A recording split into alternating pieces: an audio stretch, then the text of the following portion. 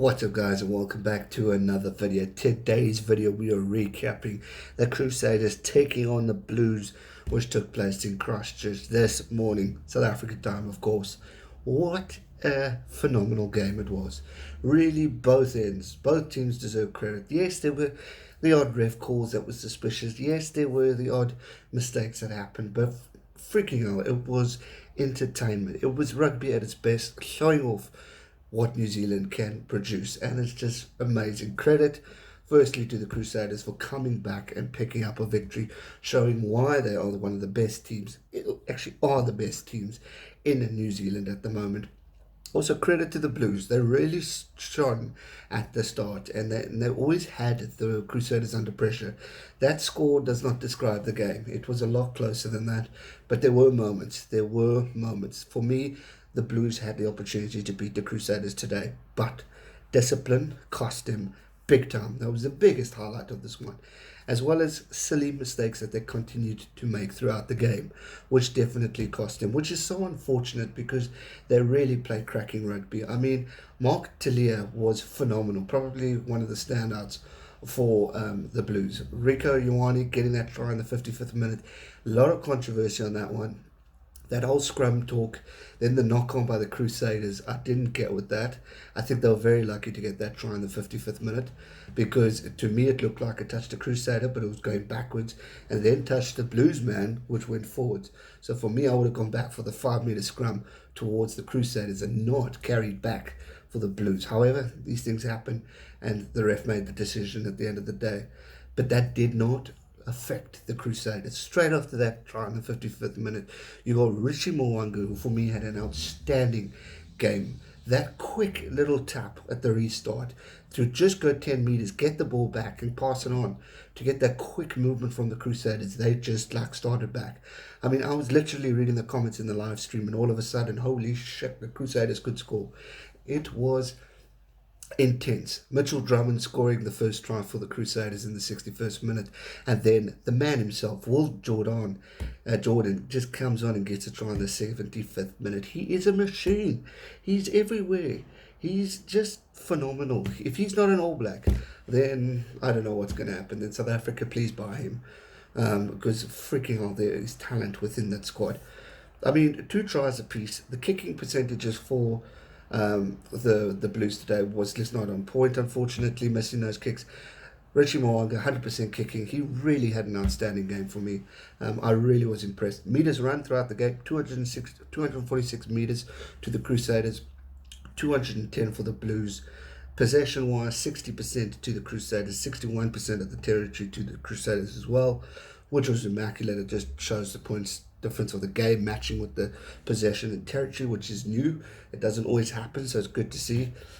As far as tackling, Crusaders will want to work on that. 102 total tackles, 82 of them being successful, 80%, which is not really, they'll want to push that up to 85, 90. They have the caliber to do that.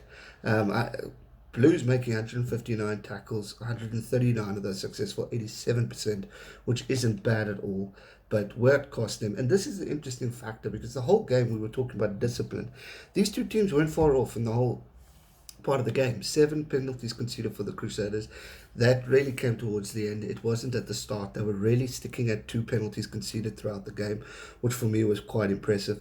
Then we look at the Blues, 10 penalties conceded, and unfortunately those were what cost them. But yeah, it was just immaculate. I mean, the charge down, Aotearoa Black unfortunately didn't get that kick. That for me had also deciding factor of pressure, saying Crusaders are fed up after that try. They charged that try down, they charged the place kick down, and then they did the brilliant move for Richie Mwanga to go forward, and it was just remarkable. And I said on the stream, I said at the start of the stream, Crusaders last 20 minutes, and bang, wasn't alright. It's just predictable with this team. We saw it last week with the Highlanders. We got excited when the Highlanders were getting close. Could it be? But I don't know what it is with the teams. They seem to go under too much pressure against the Crusaders. It's almost if every other team against the All Blacks, they just seem to fall out a bit. Whereas they have the opportunity, they have the potential to beat this team, but they just discipline cost them. And that's when Scott Robinson's boys and Cody Taylor's boys just stood fast and played maturely and got it through. No cards, thank goodness. A lot of question marks about the referee decision in certain instances, and a lot of people from the blue side are blaming the ref as well. For me, it was a solid game. Yes, there were question marks, but the Blues, for me, technically lost that game. They had the opportunities. And I mean, if we look at it, lineouts, 17 total lineouts for the Crusaders, 14 of them won, 82%. That's not too hard. Blues having lost only the one. Scrums, the Crusaders 4 out of 4, and the Blues 7 out of 10.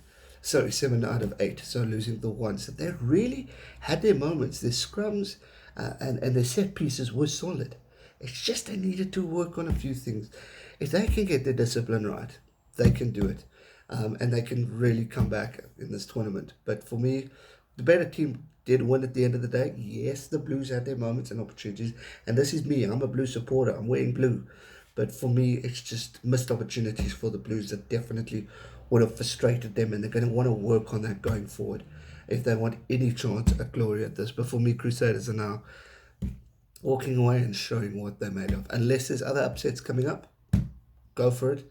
But we'll see. There's still a way to go in this tournament, and I look forward to seeing the results.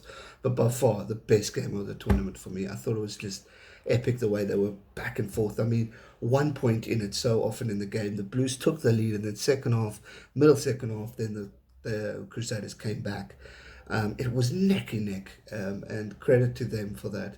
Also, another thing to reiterate, if Richie Mwanga went for, got that punt kick that went out over the line out, I thought that was a harsh call too.